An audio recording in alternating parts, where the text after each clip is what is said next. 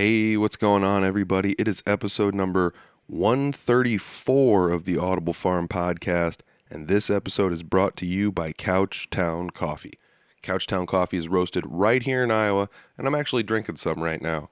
Couchtown Coffee is so good that I started gifting it to some of my friends just to let them try it out. They say, hey, I want to try some of that before I buy it. So I've been grinding some here and there and giving it away. And a lot of them are saying, I don't usually drink my coffee black, but I decided to give it a try, and guess what? They're loving it. So that's a good testament to how awesome Couchtown Coffee actually tastes when people that usually put a lot of things in their coffee to zhuzh it up don't have to actually do any of that. So go to couchtowncoffee.com, find a coffee you like, make an order, and when you do make an order, enter the code word Audible Farm, and they'll give you 20% off. That's all you got to do. Just make an order and say, hey, Audible Farm sent us here. I love the coffee. I would love that 20% off. And they'll do it for you. Why? Because Couchtown Coffee is that awesome. Couchtown is roasted by a musician himself, and that's one of my favorite things about it. So thanks, Andrew. This episode is also brought to you by the Broken Strings Foundation. Broken Strings is a not-for-profit organization with a 367 campaign attempting to give a guitar to a student in every school district in Iowa, and they recently gave away their first guitar, and it made me happy to watch that happen. I'm very indirectly associated with it. I just kind of hang around the people that do a lot of the work, and that's one of my favorite things about this organization is the fact that they're just hard at it. They're running some fundraisers here and there. A lot of people are really starting to get behind it and support it. So if you're looking for something fun to support for a great cause, check out Broken Strings. There's some links down below. This episode, I am sitting down with Matt Woods. Matt Woods has been on the podcast before. He's one of my favorite people to talk to because, you know, he just works hard all the time on music, and that's one of my favorite things about him. You know, he's so dedicated, and man, he's good at his craft. If you guys don't believe me, there's some links down below for that as well. But don't click them quite yet. Let's listen to some of this interview here. Matt's got a show coming up. It's April 24th, and it's in Humboldt, Iowa. That's where I hang my hat sometimes. So I'm definitely going to that one. It's going to be at 716, which is it's a venue in Humboldt.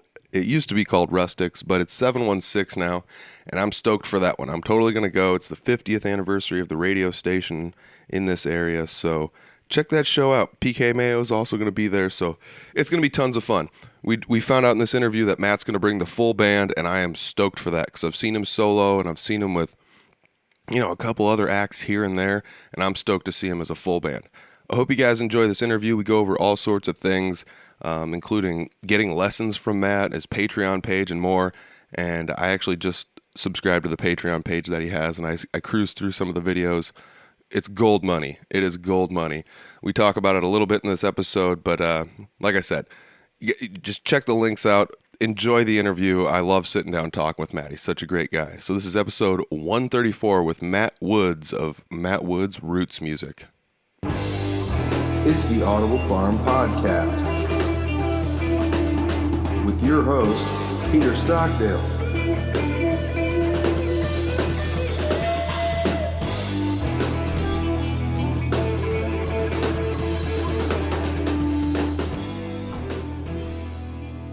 Alrighty, so today I'm sitting down with Matt Woods.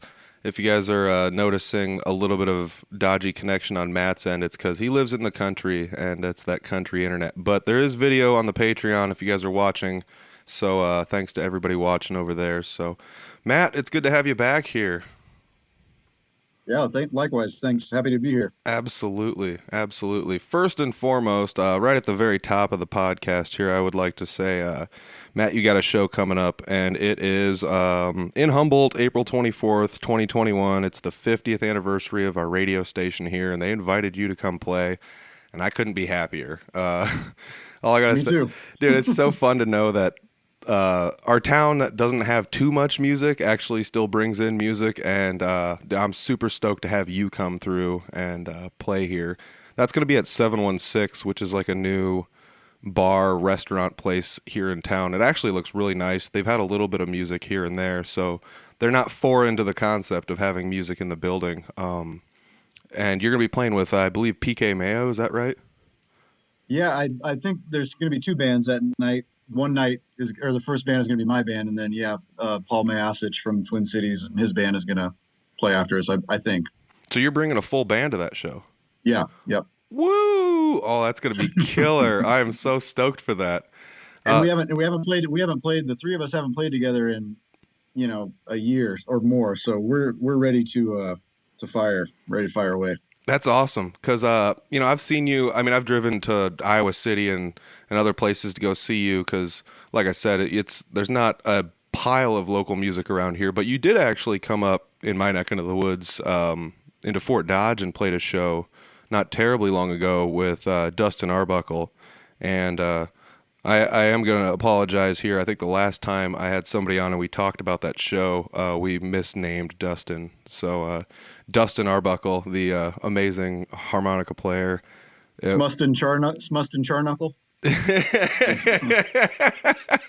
Yeah, that was such a fun time to come see you up there, and I brought a couple of my buddies with me, and I was like, dude, you got to check this out. This is some wild music because, like we said, there's not many people playing your style of music. You play roots and blues, and the roots music is not.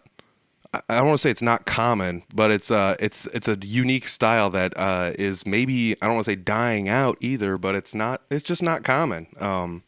We talked a little bit in the last podcast about how you kind of got started into that. But did you ever take any formal lessons for that, or did you just kind of buddy up with some people and trade licks here and there until you figured it all out? Yeah. I mostly learned the old fashioned way, which is just asking a lot of questions and listening to stuff and trying to pick up what I heard on records and CDs and things. I started taking I took lessons eventually, but I was well into my playing. So I probably, I don't know, several years into my playing when I'd already been gigging quite a bit and whatever, I did start taking lessons with a guy named Rob Lombard in Des Moines, who's kind of a finger style master.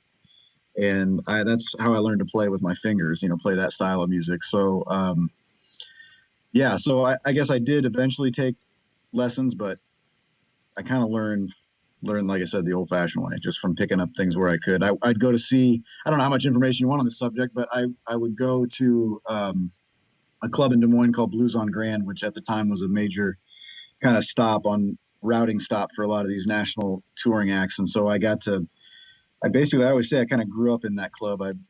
I learned a lot there. I was able to not only see a lot of my heroes from 5 feet away, but also I just able to talk to them and pick their brains about a lot of things, not only playing related, but how to run their business and how they run their business and how they handle bands and people that are in their sort of creative circle and things like that. So I just can't underestimate what I learned from that situation. Yeah. I mean, that's an important lesson a lot of people maybe undersell when it comes to playing music is how to quote unquote run your business. And I'm not going to, poke fun at anybody, but it's, you go online sometimes and people just have like some dodgy looking Facebook or some sparse posting or things just aren't super professional. And I get it because some people are like, well, if you come see me live, it's different. But what if their only representation is what they see of you online? Then you might end up with, not the best way to represent yourself. And I mean, I've gone back and forth with that a little bit, not just with bands, but also with my podcast and things like that. So it is pretty important to, run your business professionally. I'm using air quotes for everybody not watching, but it's there's no right or wrong way to eat the Reese's of music, and I get it too. Like some people's talent is so undeniable that they don't even have to promote anything. People just show up and go to their stuff, or maybe they have such a big regional following it really doesn't matter. But must be nice. Well, you do a pretty good job of all that kind of stuff, and it's one thing I do look up to you as. Almost every single day, you're posting videos online of you playing guitar, and for a while you would be like, "Well, I'm playing this stuff," and then I'll take a second here and I'll show you this little lick I did here, or something like that, and it helps out people like me that I'm not gonna say I'm a beginner, but there's always room to learn, and oh yeah. And like you said earlier, you know, you get to sit there and watch these people that are maybe your heroes. And I'm not going to try and inflate your head or anything, but you know, you're one of the good guys out there playing music. So I take notice, you know, and I'm just like, oh, what's he doing here, you know? And I ended up seeing you play a couple licks here and there and borrowed them, and was just like, I'm going to try to fit these into places, maybe at a jam night or something like that, you know? And it works out really well. You got to kind of figure out where the licks fit in, like we talked a little bit before the podcast. Not every lick fits in every place, but No, it's all about context, especially with this style of music. Yeah, it's all about that context. And when I was learning, you know, I would sit down and listen to these records, and I'd learn these licks, and it took me a long time to figure out, like, well, when I play them, how come they don't sound like that, or how come they don't work in the situation? And then I realized, you know, especially if you listen to somebody who plays really sparsely, like B.B. King or Albert King or those guys, that, you know, they really only play a handful of licks, but just where they put it is so perfect. And it kind of clicked eventually that it's just all about that context of where you put things, you know, whether or not you're going to fall flat on your face or you're going to sound like a genius. It just is all about where you put it, you know? yeah. I'm glad you mentioned B.B. King, because that was one when I was watching some of your videos and you were kind of, you know, giving away some of your little tips and tricks, and I was just like, yeah, B.B. King, you're right. You know, he stays in like a 4-note range sometimes for like the majority of a song, and all of the flavor is in how he bends certain notes. And that was something else when I first started bending notes, I'm just like, oh yeah, just bend it. It sounds so cool. And that's the end of the story. And then I started realizing, like, oh, there's different ways you can bend this. You can bend up, you can bend down, you can do a bend and a release. And I mean, there's just all this different stuff. And that was, you know, once again, one of those little tidbits that just from watching you online, I kind of started borrowing some of that. And, you know, it really helped out. It really did. And, I mean, I'm glad to hear it. Always glad to know, you know, it sounds cliche to say, like, you know, I'm always just glad to know somebody's listening, but when you've spent as much time as I have and as many gigs as I have, just driving all over hell and playing to absolutely nobody listening, it's always nice to know that, you know, when you get someone's attention, that it's maybe worth, you know, still worth doing this thing. So I appreciate it. Yeah, I appreciate you admitting that sometimes you play to slightly empty places, because I'll tell you what, I've played my fair share of empty venues, and it does drag on you a little bit. It really does. Well, I'll give you maybe this is not an industry secret, but maybe a lot of people listening don't understand this. It's like, and I'm not trying to sound ungrateful or dissatisfied or anything, because I really don't do this for anybody but myself. Like, I play music because I kind of have to, you know, it's just what I have to do. So I'm not trying to make this sound bad, but the fact of the matter is that 90% of the gigs that I play are not great. I mean, not great in terms of, you know, being well attended or people listening or whatever. But the whole thing is a process, right? And so in order to be great at something, you have to put the work in, and the work is not always going to be good. You know, if you're, I don't know, I probably used this analogy last time we spoke, because I tend to speak in analogies a lot, but if you're building a house, you know, you want somebody to see the nice final product and think, wow, that's a really nice house, but they don't like see you crawling around on your hands and knees, digging the basement, or, you know, on the foundation, or, you know, whatever other awful dirty work you have to do. And in this business, the awful dirty work is driving 6 hours to play in the back corner of a restaurant where absolutely nobody hears what you're doing.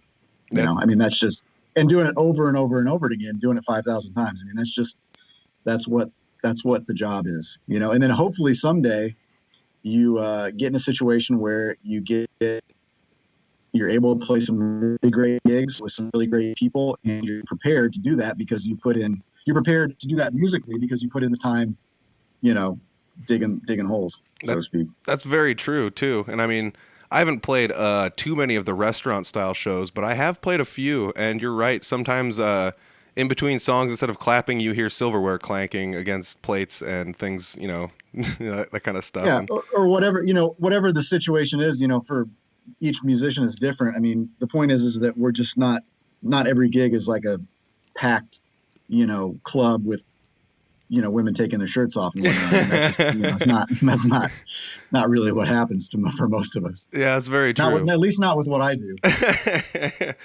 Yeah, I mean, that's the other thing I think I enjoy really a lot about you is your candor when it comes to talking about this stuff, and your honesty. And it's one of the things I appreciate about you. But it's not just that; it's also your ability to spin things in a positive way too. Though you're not just like this sucks and burn, nobody paid attention, but you realize that you have to put the work in order to get that final product out. And some people.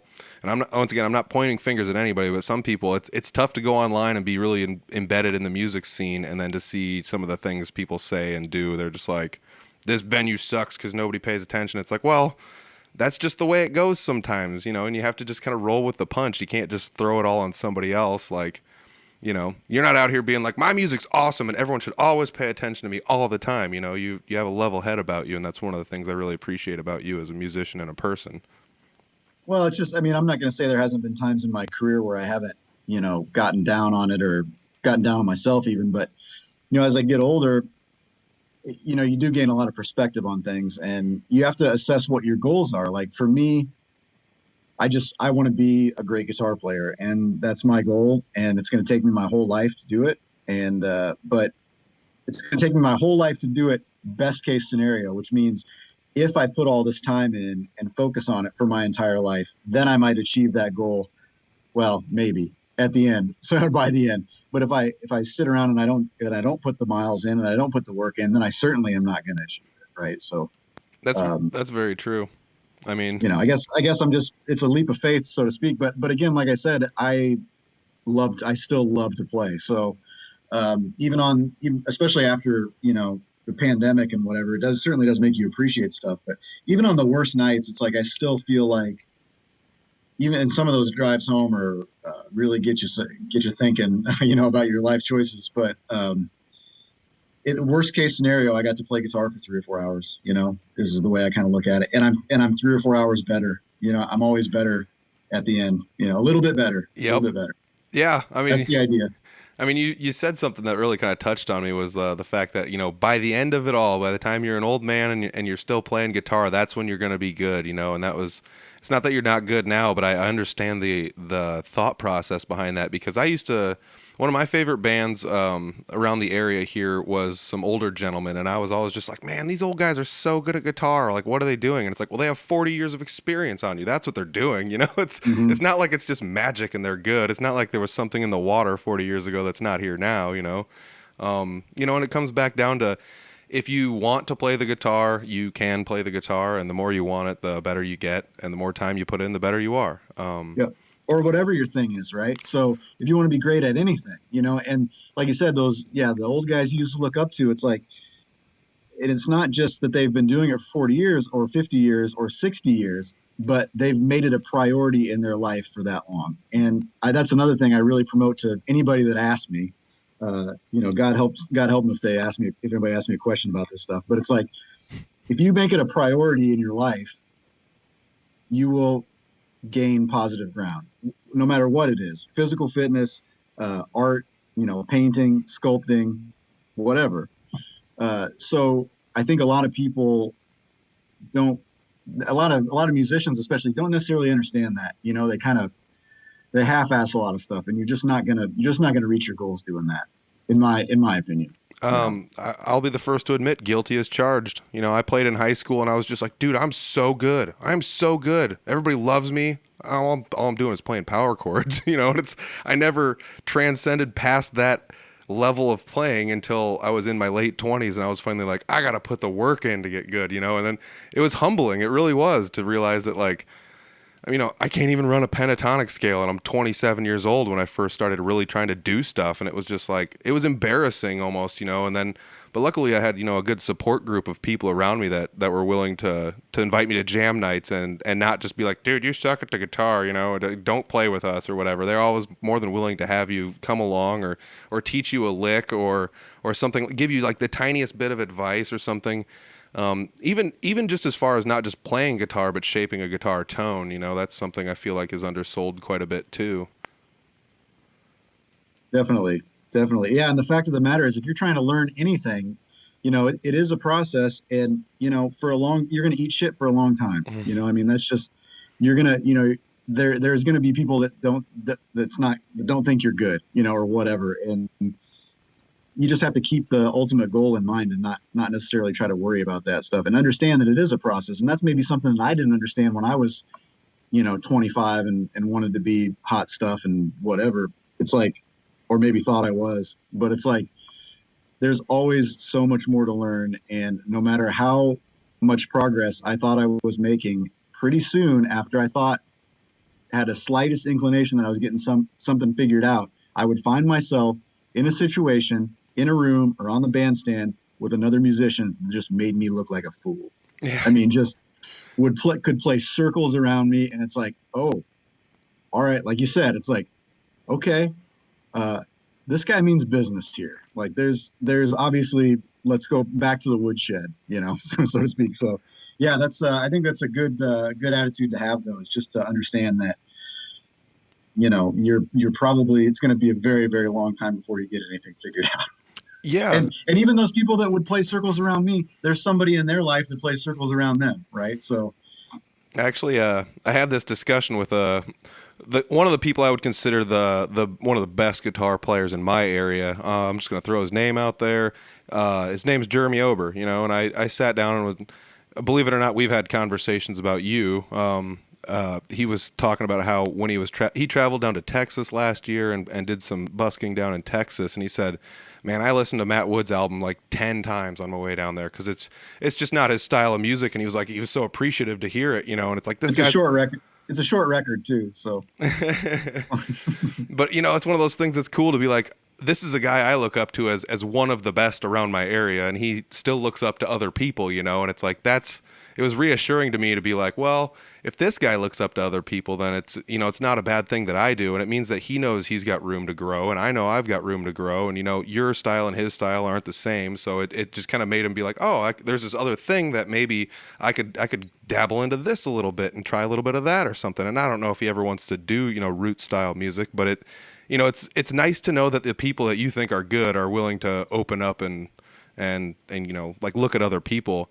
And I mean, just as far as that, we had this exact conversation you and I are having about people playing circles around you. And I was like, dude, you're the best around here. And he said, at any given time, there's somebody within like a 30-mile radius of me that could probably play circles around me, and it kind of made me really realize that that's a thing. Oh, give me a second. I got the video here. All right. Yeah. I got a phone call and canceled it. I'm sorry. But we're back here. So, but yeah, I mean, that's one of those really important things. You realize that like it's all a matter of perspective. And when you find those people that quote unquote can play circles around you, it's not just like hang up the boots, we're done. It's you can still get better yourself and improve yourself. Like you said, you get kind of down on yourself when you see some of these people and how good they are. And that happened to me. It's happened to me before where I just kind of like hung it up for about 10 years and didn't even play anymore. But then, once again, like I think with anything, it's like when you encounter adversity, there's two ways you can handle it, right? You can lay down or you can stand up taller, right? So there's been plenty of situations in my life where I've ended up, it just happened not too long ago, where I was on the bandstand with another musician that I really looked up to and that had been a hero of mine for my whole life. And I kind of, have become friends with him. And it's kind of one of those moments where it's like, wow, I can't believe I'm playing with this guy in this situation. And he absolutely rubbed my face in the dirt, so to speak. And I walked away from that with two feelings of respect for him for doing that, because he knew that I would never let that happen again. Right? So I walked off the bandstand that night with a fire lit that like I said, that's never going to happen again. Like next time I'm in that situation, I'll be bringing a little bit more heat. You know what I mean? Mm-hmm. So it just, it drives me every time I have encounters like that. It drives me to be better. And on these days where it's like, oh, I don't really feel like playing, or I don't know, I get kind of mopey about it or whatever. It's like, nope, you got to get after it. Otherwise, you're going to find yourself in that situation you don't want to be in again, where you're made to look kind of bad. Yeah. Yeah. And I mean, I'm also going to throw this out there. I bet the guy wasn't doing it on purpose just to be like, look how much better I am than you. It's more or less just that's just his playing style. No, it's yeah. I didn't want to imply. I didn't mean to imply that. It was like it was a mentor. It's like a mentor type relationship where he knew that I needed to be shown that. You know what I mean? Like, Yeah. especially in this style that I play in this community of traditional American music, it's like that's how you learn. I mean, that's how it happens, you know. So he yeah, it was probably subconscious to him, but I think that he uh, was acting as like a mentor and a friend in that situation, and I took it that way. But I also took it like, okay, well, here's what I need to do to get myself better prepared. And it's not necessarily a mechanical thing like, oh, I need to learn to play this just like that. It's more of an approach to things, a way you carry yourself on stage, a way you come prepared to the gig, you know, things like that. So it's not just a matter of, you know, he played a lot more notes than me or he played faster than me or whatever. It's got nothing to do with that. It's a musicianship aspect, you know. Yeah. I'm gonna toss this back in there. Coming prepared to a gig. That's something I also think is very important. I've played a lot of shows in a lot of different styles and a lot of different venues, and it's not something that everybody does, and it's appreciated when people actually do come prepared to a gig, whether it's bring the right gear, have extra strings, straps, an extra guitar, all the right cables, extra cables, whatever it happens to be. It's very appreciated when people actually do, come ready to a show. Or just have their material learned. I'm very supportive of music. I really am, and I understand the struggles that everybody has. But it's also kind of rough when somebody comes up there and they're like, "Hey, we didn't practice at all for this long, and we're just gonna wing it." And it's like, "Ooh, I hope this goes all right," And once again, I'm always really supportive. I've been there too, but yeah, the maintaining that professionalism on stage is certainly something that's important. Yeah, but I don't want to sound like a hard ass here, but don't cut people that much slack, man, because it's like, I have this with my guitar students. It's like they come up with, everybody's got a million excuses as to why they couldn't practice. But really, I mean, if you like I said, if you wanted to, and if it was a priority in your life, you would do it. I've got a full-time day job. I'm a full-time musician. I work as a session musician. I produce records. I've got a family at home. It's like, if I can pull this off, I don't want to hear your excuse. Like I said, I don't want to sound. Not trying to sound like a hard ass, but some people need to hear that. You know what I mean?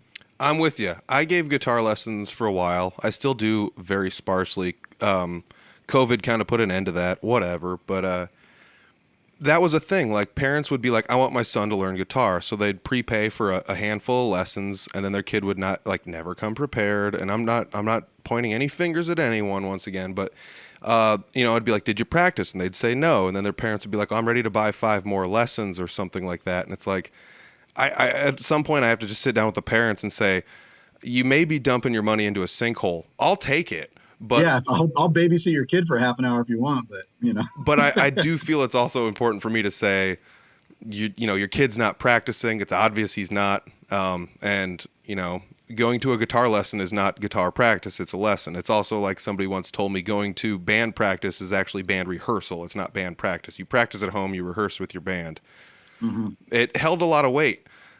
Some of those like slightly unsavory feeling advices that people give you are some of the best advices, I feel. They lack tact, but at the same rate, they hold a lot of weight. The best advice I ever got was from somebody, and it was about going to jam nights, and they said, "Stay out of the way until it's your turn to get in the way." And I was just like, that's like the meanest thing anyone's ever said, but it was also like something I took to heart, and it was the best advice I ever got, and that's one of the reasons I started picking up a bunch of weird gigs with like country and folk musicians. They're just like, "Hey, you want to play some leads?" And it's like, "Yeah, I'll play bar chords until it's time for me to play leads," or something like that, or just not treat your whole song like it's a canvas for me to solo over, And that was another lesson I had to learn going to jam nights. It was just like, "Oh, I know how to solo," and then you just solo the whole song, and eventually like the singer just looks at you like, "What are you doing, dude? I'm singing notes up here and you're just stomping all over it," So it goes back to that context again, right? Where you put stuff.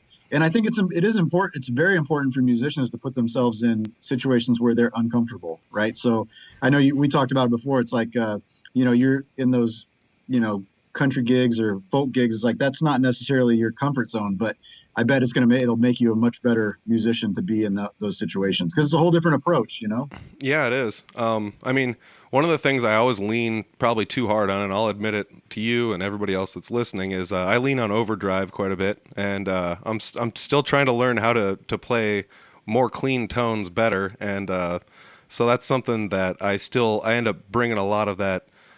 Maybe I would call like a bluesy overdriven tone into like folk and country, and it doesn't always fit, I'll admit it, but sometimes it does, and people are just like, this is really neat that you got this mashup of these two sounds or whatever. But once again, I also understand it doesn't always fit, you know, and people have said it to me, and I get it. But you're learning, right? You're learning where it can fit and where it can't fit. So that's, you know, as long as you're learning from it, that's kind of the idea, right? Yeah. I mean, like the easiest way I could say I learned from it was to darken my tone up so that way it didn't stand out. So that way it's just like, it's almost like a background noise with the acoustic guitar, you know? So then it's like my guitar sound isn't shrill and popping through the mix very much. It's only adding to what the acoustic player is playing, you know? And then when it's time for me to play a solo, then you hit maybe like a treble boost or something like that. And then you start to go to town or whatever. But yeah, I mean, it's humbling to know that there's always room to learn. And once again, like you said, I feel like I've gotten so much better in the last 5 years of playing guitar, but I still have so much more to learn. And it's not all just playing the notes, you know, it is shaping the tone and things like that. I would say that probably one of the other things I struggle with is like fitting in visually with the bands that I play with. You know, I played in like punk and metal bands mostly, so most of my physical repertoire fits more like in that. And then I got to remember not to like headbang at a country show and stuff like that, you know, because it might not fit in very well or whatever. But well, but you do need to be yourself, you know, to some extent. I mean, I think it's okay to, you know, not that you asked my opinion, but I think it's okay to be yourself. You know, that doesn't mean you have to be obnoxious about it or whatever, but you know, just, you can still be like, especially in your playing, right? I mean, if playing a certain way is who you are, then you can still do that and tailor that to fit different situations. You know, I mean, when somebody asks me to play, you know, on their record or whatever, I make sure that they know that, you know, I can sort of play different styles, but it's kind of going to come off like me. So if you want somebody that's going to sound like something else, you go find somebody that can sound like that, because I've spent my whole career developing a sound to sound like myself. So I'm not going to sound like somebody else on your record, you know, type deal. Yeah. I mean, or at the gig or whatever, you know? Yeah, I mean, I get what you're saying there. It's almost like going up to a BMW lot and being like, you got anything that looks like a LeSabre? And it's like, no, I don't, because we worked for hundreds of years to make these cars, and we're not going to make, you know, that car. And it doesn't mean that one car is better or different than the other. It's just, I guess it is different. It's just different, you know, and it's all in what you want on where you want it, you know, and just because you have a BMW also doesn't mean you have to drive it fast, you know, so. That's right. Yeah, that's exactly right. Yeah. So it's there when you need it, but not all the time. Dude, that's another one of my fun things about the last podcast was tossing the analogies back and forth, because I absolutely love the analogy talk. It's how my brain works, and I'm glad it's how somebody else's brain works. It makes me feel a little less alone out there. Yeah, it's like my brain. I'm 90% analogies and 10% puns. That's all I know how to say. It's the only way I can talk.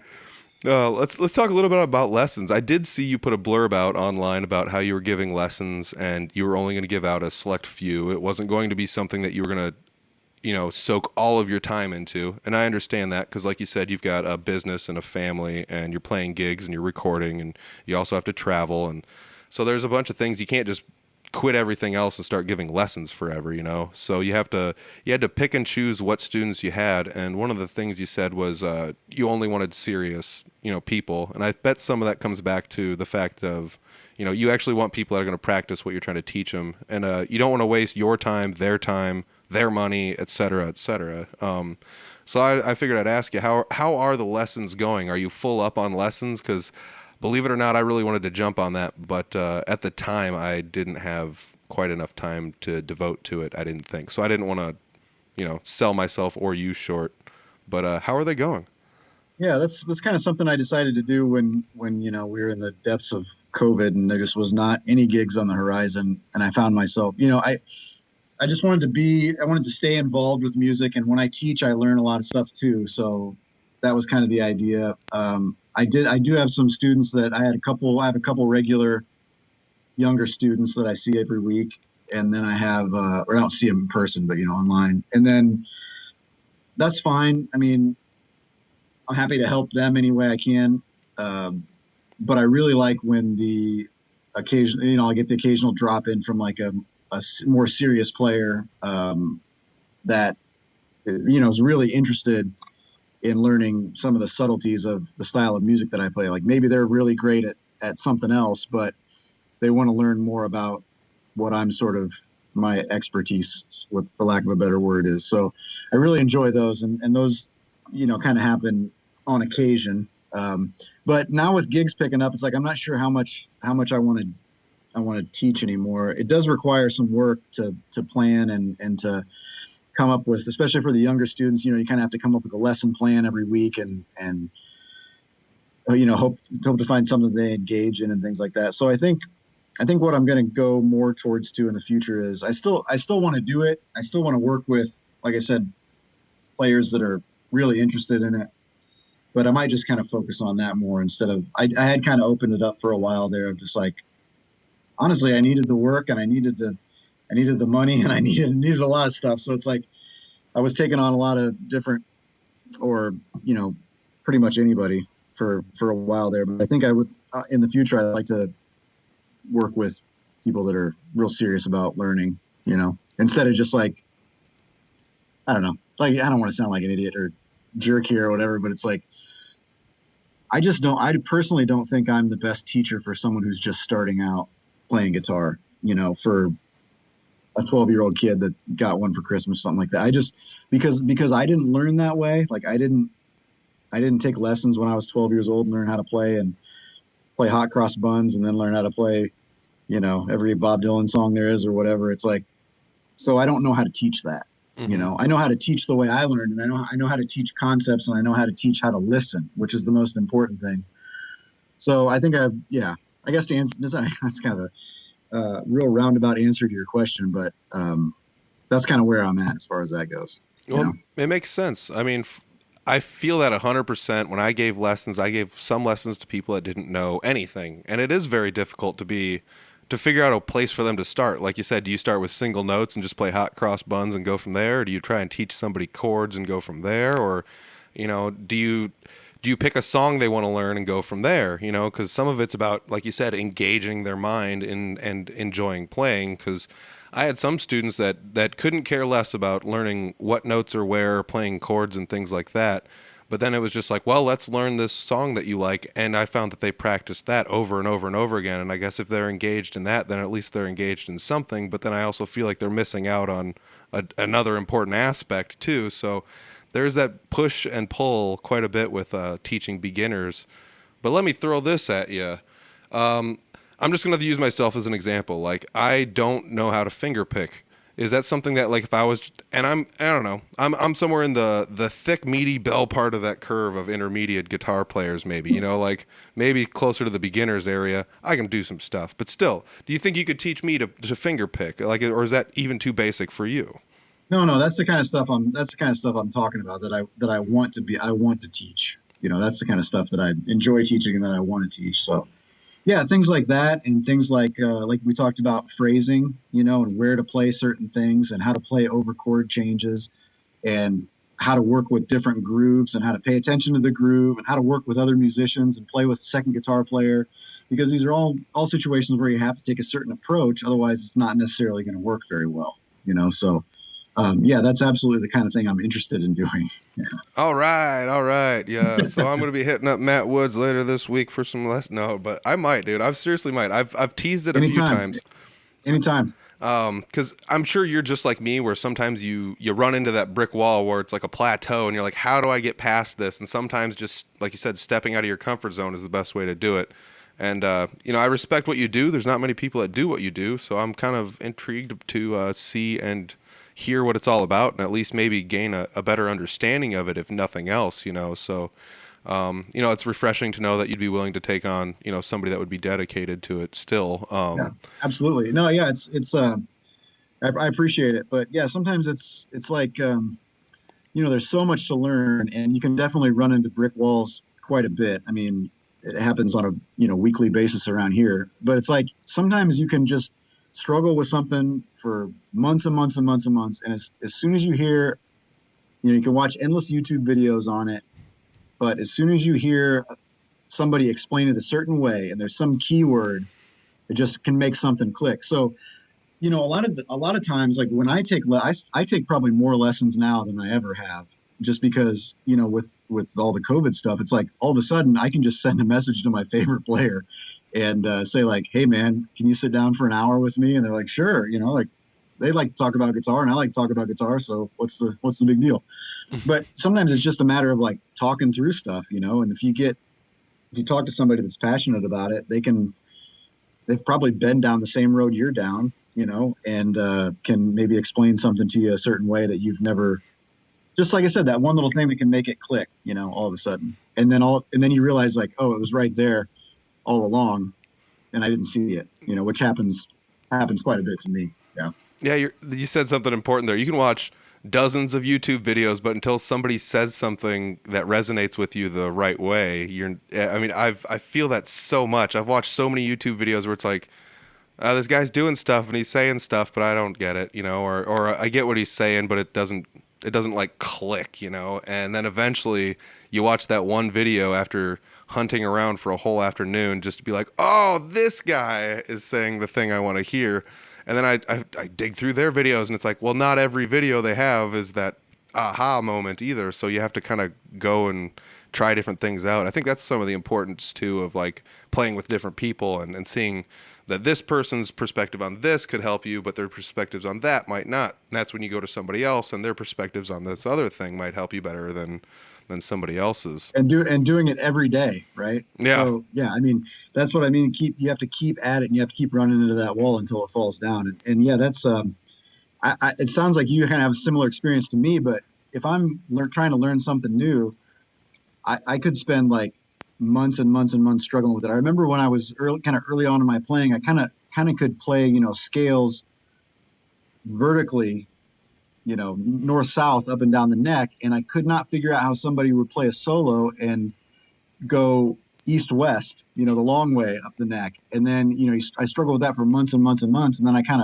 it's almost like I woke up one day and I realized directions or whatever. Like I can play a B flat here and I can play a B flat here and I can move up and down, but without running into that wall for however many months before, I wouldn't have woken up and had that moment. Like you have to dedicate brain space and effort to it every day in order to have those kind of like light bulb moments, in my experience. That's a great example too, because like you said, I'm very comfortable going north south in one position, and going east to west is something that I'm still learning how to do better. But the fun part about it was, and this is like literally the funniest thing ever, I was playing a show just last night. I mean, this is pre-recorded, so it wasn't just last night when you're listening to this.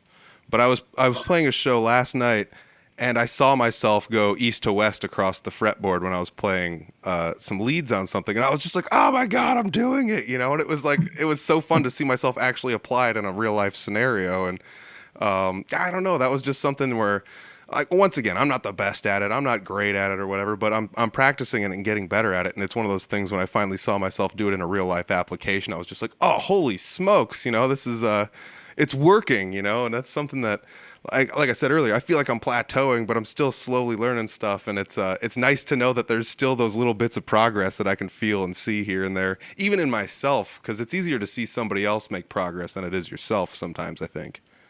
Yeah, and if you would have put the guitar down for 6 months and not thought about it or practiced or, like I said, even thought about it, then you would have never had that moment where you realized what was going on, And I tell people too, like, if somebody asks me how much I practice or whatever, it's like I practice all day and all night. It's like I don't have to have the guitar in my hand to be practicing. And I feel like maybe we talked about this last time I was on, but when I'm driving in the car, I'm thinking about it. When I'm in the tractor, I'm thinking about it. When I'm doing yard work, I'm thinking about like, well, how does so and so get that sound? Or when I hear that when I hear that sequence of notes, like what's going on with the intervals there? And then I have it loaded in my mind so that when I do get a half an hour, 45 minutes as, the life of a dad with a young boy at home, it's like when I get a half hour, 45 minutes to actually sit down with my instrument, I can go right to it and work on that and figure it out. So just having things in your mind, like I said, make it a priority can really go a long way, I think. That's very true. I took some psychology classes in community college, and then I got really into psychology, so I started reading a bunch of stuff, and there is a huge benefit to visualizing things in your own mind that way before you actually try to physically go about doing them. One of the things that was actually like opened my eyes to this the most was the fact that weightlifters will visualize themselves lifting the weights before they actually lift the weights. And I always thought to myself, like, that's the dumbest thing I've ever heard in my life until you like start to, I don't know, I lifted weights for a while and then it was just like, oh, this actually helps. And then I looked up the psychology on it, and your brain actually tells your body to start producing the proper proteins and adrenaline and stuff like that, even if you're not lifting the weights.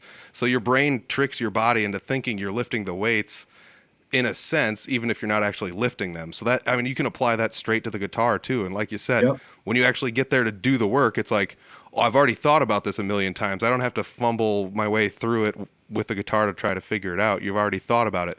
It doesn't mean you're going to nail it on the first try when you pick your guitar up, but it's a very important step, you know? Yeah, it's funny. It's funny you say that. I realized this a long time ago, and I started doing it with gigs. I learned how important it was to be mentally prepared for situations, especially if I was in a situation where I wasn't super comfortable, like maybe playing with a musician that was well beyond my experience, or playing a big gig on a big stage in front of a lot of people.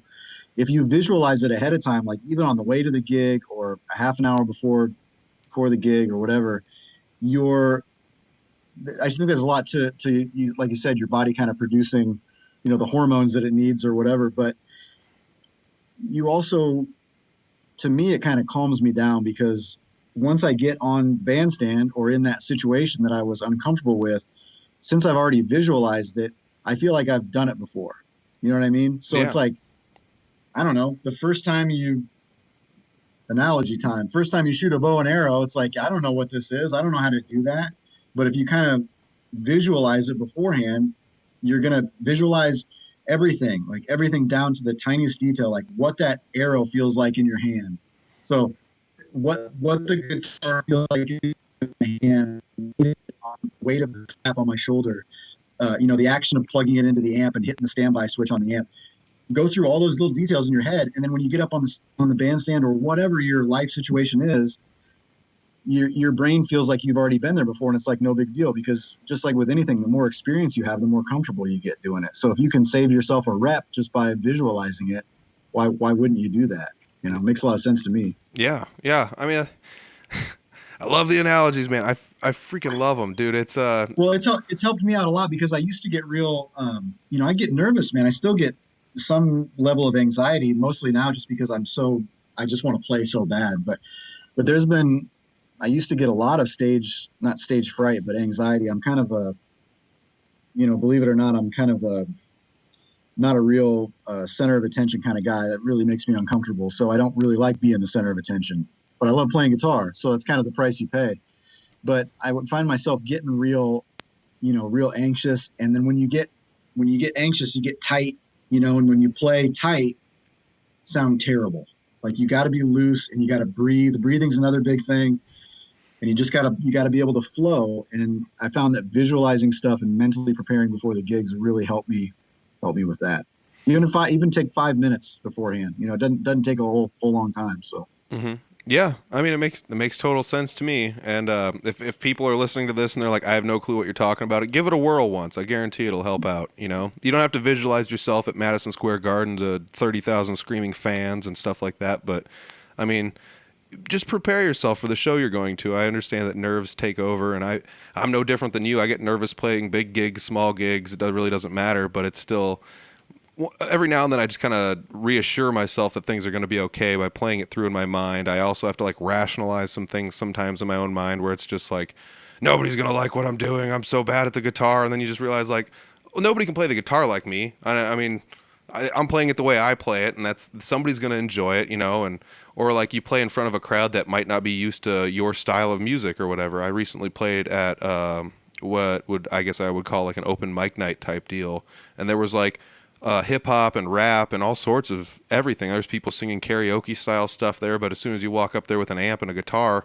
it's just like, I don't know if we'll fit in. I don't know if anybody will like this. And then I just kind of like, you just sit there and think like, we're going to be playing guitar. People will enjoy it. And you get up there and you play, and then you realize, I don't know if anybody else in here plays guitar in the building, and then people actually like that because I enjoyed people, doing the rap and R&B stuff because I don't have the slightest clue how to do any of that stuff. So I enjoyed it just to the fact I got to see it live, and it's a little bit eye-opening. And I think that's another important thing is stretching your bounds of what you would enjoy musically. At least for me live, I enjoy a lot more music live than I ever do, sitting in a car and listening to it. That's for sure. Mm-hmm.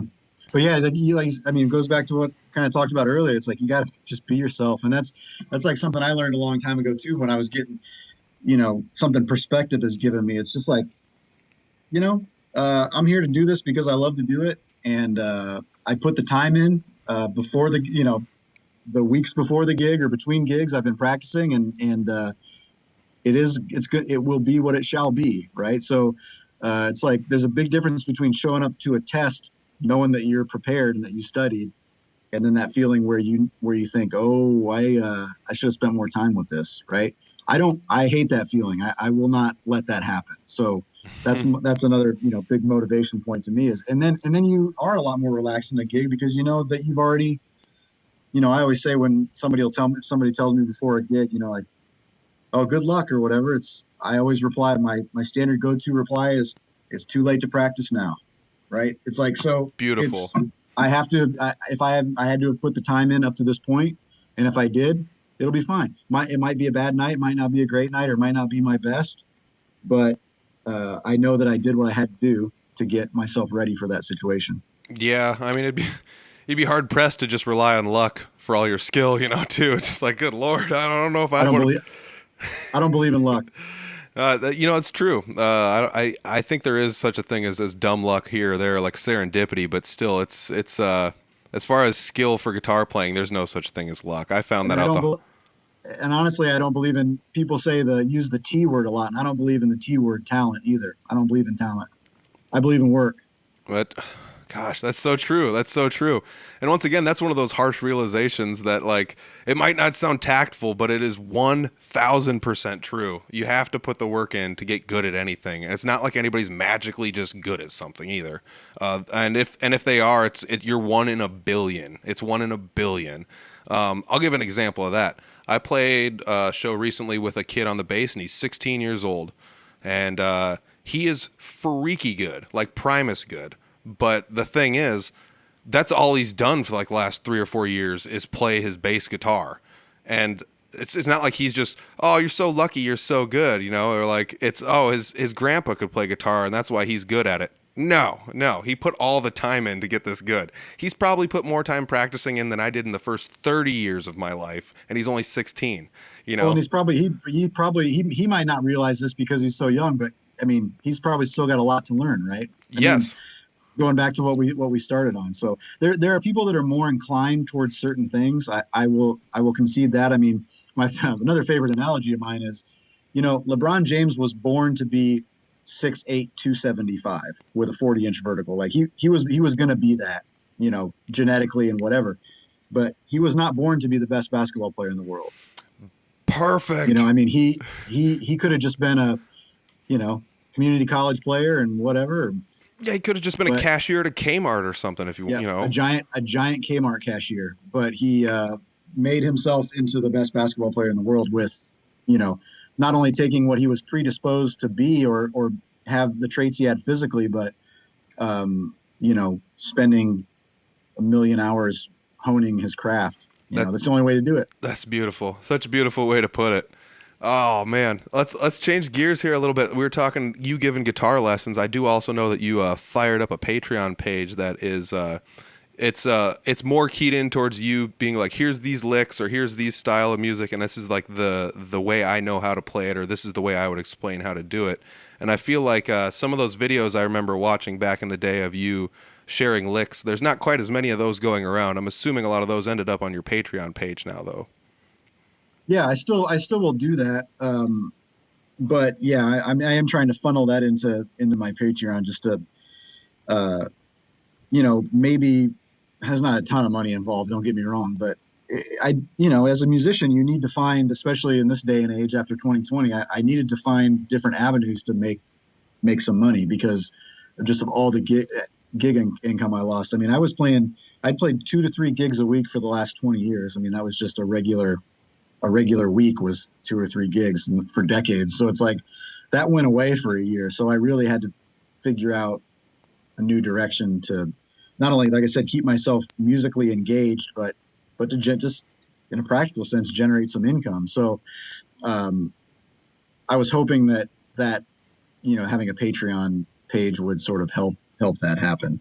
And it has provided some support. I'm still trying to build it, or whatever. But I also, honestly, like I said, a lot of things kind of make me uncomfortable, and I wouldn't say I'm brimming with self-confidence. And so I always felt kind of weird posting stuff like that online, just like assuming that anybody gave a damn about how to play a Magic Sam lick or whatever. It's just so. I figure at least with Patreon, I know people have gone out of their way to subscribe to it, and so I know that they're interested in it instead of just rolling their eyes when they scroll through their feed about this guy again with the guitar licks. Well, I will have to say this is the vote of confidence. I said it at the beginning. I said it again in the middle of the podcast. I used to watch those videos and I would learn licks from you, and I would take those things and I would apply them at jam nights. I'd apply them to jam tracks on my computer sitting in my basement. I would apply them at shows sometimes, and they work. I mean, they work. So if anybody's looking for little bits of licks to teach yourself here and there, or where to phrase them, where to put them, how, like I said, even just something as simple as like how to bend a note. It's something that I don't know if it was the way you explained it or just watching you do it or realizing that you're a human being and I've met you in person. Speaking of which, you're way taller than I thought you were. But yeah, meeting you in person and things like that, and it's like, oh, this guy's a human and he can do this. So that means I should be able to do this probably if I just try and practice, and then watching you explain it. And I realized there's some of these licks that you were doing and I'm like, I can do these and I can put these into my own style and learn things from you. So if you don't want to do the lesson thing with Matt, I highly suggest checking out that Patreon page. Because like I said, if that's where you're funneling a lot of those videos, it's probably a secret gold mine for some people. Well, yeah, and it's not, yeah, I appreciate that. I will point out that it's not just licks and things like that, but I also talk a lot about some bigger concepts. Like I mentioned before, like you find yourself in a situation with another guitar player, like how do you approach that? Because you both can't play the same thing. That's not going to work musically. So it's like you have to have a certain approach going into it, and just just things that I've kind of picked up. Some stuff is really obvious, and I feel like some stuff is a little bit more subtle. But I try to cover all of it on that, on those lessons. So that's awesome because like you said, that's a lesson I had to learn too. Because I'd play with other people, or I'd play rhythm guitar next to an acoustic guitar, and I had to realize that we can't just play open chords the whole time. Like you have to feel this out sonically some other way. So then it's like, oh, I'll play bar chords, or I'll play, like little truncated portions of them and things like that. Or I'm going to go up higher on the neck while you're lower on the neck. Or if you're capoing it way up here, I'm going to try my best to go farther down the neck and play the open stuff differently, and you got to feel that sonic range. And that was something that I realized, pretty quickly that it doesn't sound as good when you're just mimicking what the other guy's doing 100% of the time. You got to kind of stretch it out a little bit, and sometimes it is just as simple as play the bar chord instead of the open chord, and I mean, that could be like the dumbest, easiest advice I could give on a podcast that's not about me. But, if you're looking for any of that other stuff, I mean, I would definitely check out that Patreon page. I only subscribe to a couple, but I think yours is going to be the next one I subscribe to because I've been looking for something to push me over that hump, and I think your Patreon page would really help me out a lot. Well, I mean, like I tell people, it's $5 a month, and you have access to every video I've ever made. So it's like, if you just, I'm not trying to call you out here, Pete, but I'm just saying to anybody that might be interested, it's like, just skip a Starbucks like once a month, or eat lunch at home once a month, and you'll have that covered. So I feel like. And I priced it that way for that reason, because, I would rather have a lot of people paying $5 a month than reaching a small amount of people because I'm charging too much. It's more about just being able to spread the information, and to be able to help people that might be, trying to learn something or whatever. Yeah, 100%. And I mean, I get the whole aspect of trying to start a Patreon page and how difficult it is. Mine's $1 a month for the Audible Farm podcast, and I mean, you can go to it and see how many people subscribe to it. It is what it is. It's not easy to start up a paid subscription program of any sort, but I'm also not really teaching anyone anything, and so that's where I think yours probably holds a little bit more weight over mine. Not that people that subscribe to the Audible Farm page, it's not worth it, but it's one of those things I think of. You're giving people something that they can't get anywhere else, and it was one of those important things. Like I said, when I saw you play live, I realized you're a human being that's doing this like right in front of me. It's not just like you're using studio magic or something like that to make it all happen. It's like this is possible. It's not just some smoke and mirrors trick that he's doing. And I don't know. It made me look at things a lot differently especially when I see people like you playing live, people that I kind of like look up to musically around the state and stuff. It's like, oh, this is possible. It's possible. And like so much of my mind I cloud with like, I'm never going to get this good. But then, like I said, you have to have that perspective on things, and that, your Patreon page and even just some of those old videos you got online that you can watch through. Just go to Matt's Instagram account. Just find it it's in the description section. I'll put it down there. Scroll through, look at the videos. You can see what he's doing right there. It's and if you want to learn how to do some of the stuff he's doing, head to the Patreon page. Otherwise, on some of the videos, he does explain a little bit of stuff. So check it out. I mean, it's totally worth it. It helped me out a lot. I'm sure it can help everyone else out. So. Yeah, or just send me an email and I'll answer any question you have. I don't care. It's like we talked about this before. You gave me a hard time about giving all the tricks away or whatever. It's like I will answer any guitar related question or music related question that I know that anybody would ask me. If I know the answer, I can give you any insight you want. This is part of the job, as far as I'm concerned, is sharing this information. I mean, especially from this traditional art form that, like you mentioned. I mean, I wouldn't say it's dying, but it's definitely not a mainstream thing. So it's like, this is part of an oral tradition. Like, this is how this information has been passed down for generations and generations and generations in this country, and even beyond this country. So that's part of my duty, as someone who plays this kind of music.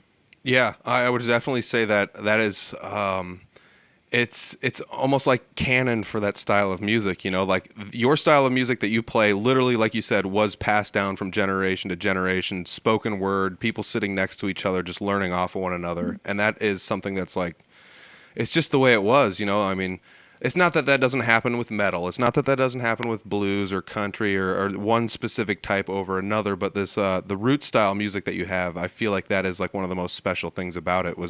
It almost feels like the information is transferred from one person to the next when they sit down together and discuss it. Yep. Let's see what else do I got on here, because I think we covered most of this stuff. If anybody's looking for any albums, you do have 2 online that are available for streaming everywhere. There are other Matt Woods out there, but there's only one Matt Woods as far as I'm concerned. I guess you'd be surprised how many times, like, well, there's a Matt Woods out of Tennessee that plays kind of like Americana style music. Not exactly what I do, but similar enough to where we get confused a lot. And I've actually done a couple shows with him where it's just 2 Matt Woods on the same bill, which is kind of a little weird for me. But they only have to. He's a nice guy and I know him personally. But it's like, I'll get emails that are meant for him and he'll get emails that are meant for me, and it's just like, yeah, it's a whole thing. That's hilarious. Well, they only have to put one name on the marquee and then just put like ×2 at the end. Yeah, that's right. Yeah, but screw that guy. You should buy my music instead. Oh, we're all just goofing around here. If anybody's looking for the albums, Tired and Dirty is the one album, and then you got an album with Dustin Arbuckle that's called Arbuckle and Woods. I would heavily suggest both of them. I fell in love with Tired and Dirty, and then I found out there were a few other people in my area that really enjoyed it as well, and that was something that really kind of keyed me in on you and what you were doing. And then I heard you were going to do that album with Dustin Arbuckle, and I was like, what's this all about? What does this guy do? And then I went and saw you live, and my brain just like exploded watching you guys mesh together. So that was something that really got me interested in that, and not just your playing, but his playing as well. Not just your singing, but his singing as well. Both through a clean mic, and sometimes he sings through his harp mic, which is one of the coolest things I've ever seen. And I was just like, oh, that's how he's doing it, you know. And it's once again one of those aha moments where it's like, I thought this was all just like weird studio tips and tricks and stuff, and just smoke and mirrors. And it's like, oh, he can do this live without, you know, a rack full of processors and stuff. So well, Dustin's one of the best in the world. So don't, I mean, just so you understand that you were witnessing one of the best harp players in the world. Oh God, it was something special. I mean, I do have to say that, and it was, like I said, it's so fun to see these people play live and just be like, oh, all he's got is a microphone, an amp, and a harp in his mouth, and that's it. Like, that's all he's doing. It's not, like I said, there's no racks full of processors. There's no computers being hooked up to dial in tones the specific way you need to, and it's beautiful. It's like that minimalism aspect of it that I think I enjoy so much, and it certainly accentuates the purity of his talent. So that was one of the things I definitely enjoyed. Let's see. There's nowhere to hide. That's what it is. There's nowhere to hide. Oh my gosh! And it's only you hit it right on the head there. So as far as other stuff we got here, let's see. That's pretty much everything I got written down for you. And believe it or not, we're almost at an hour perfect here. So I do want to say once again, check his music out online. If anybody's in the northern Iowa area, come up to where I hang my hat more often than not. Up in Humboldt, Iowa, the KHBT 50-year anniversary. It's going to be April 24th, 2021 at 716 Main. And that's going to be you and PK Mayo playing up there. Get your tickets now. They will sell out. I guarantee it. It's going to be amazing. I can't wait to go. I'm so stoked you're going to be in my area. You know, woody woot, man. It's so fun. Like I said, anytime you're anywhere near me, I'll come watch you. I've driven a long ways to come see you. And I know you have. I appreciate it. Yeah, I know you have. And it's worth it. I'll tell everybody that it is worth it. Go check him out if he's in a 50-mile radius of your area. It'll be worth the hour drive to go see him. You have to trust me on it. And if you don't believe me, go listen to his albums. Matt, don't go away. I just got to say thanks for joining me. I appreciate it, man. Thanks, Peter. Appreciate it. Yep. What'd I tell you? Matt Woods, great guy, hardworking, always has guitar on his mind.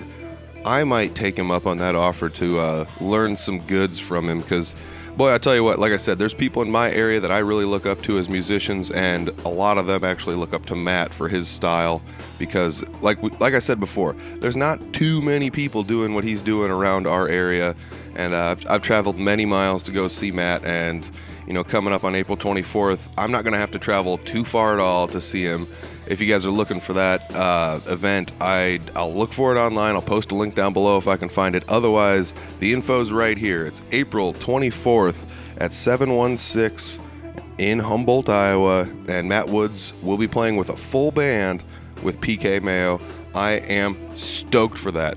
If you're in the area and you want tickets, hit up 716 or KHBT. There are tickets available. I'm pretty sure they're going to sell out pretty quick, though. So if you guys were looking to go to this show, you don't have anything booked, you get the weekend free, hit them up. Let's go to this show. Let's pack it full. But like I said, I'm pretty sure this show is going to sell out. Matt Woods is a stellar musician, and I was glad to have him on the podcast again. I love talking to him about some of these ideas, you know, and things that I think about because he holds no quarter, and that's one of my favorite things about him. He's an honest guy. He's a hardworking guy, and that's not just in music, though. The guy is just a stellar individual, and I love sitting down talking with him. So, Matt, if you're listening to this episode, not everybody listens to their own episodes after the interviews are over, but Matt, if you're listening to this interview, thank you very much for joining me. I love sitting down talking with you. It's tons of fun. All right, so down below, find Matt's links, click on them. Like we said in the interview, there's a couple Matt Woods, so search around, make sure you find the right guy, because I've shown Matt Woods to some of my friends, and they're like, I can't find his music again. Well, I end up sending them the links around. Well, I'll just post a couple links down below for Matt's, you know, for his music, some of his information down there. Otherwise, just go to his website. His website will be right down below in the description section. That's going to be the best place to start guiding you the right direction towards this Matt Woods. And like I said before, this Matt Woods is good. This Matt Woods is good at the guitar.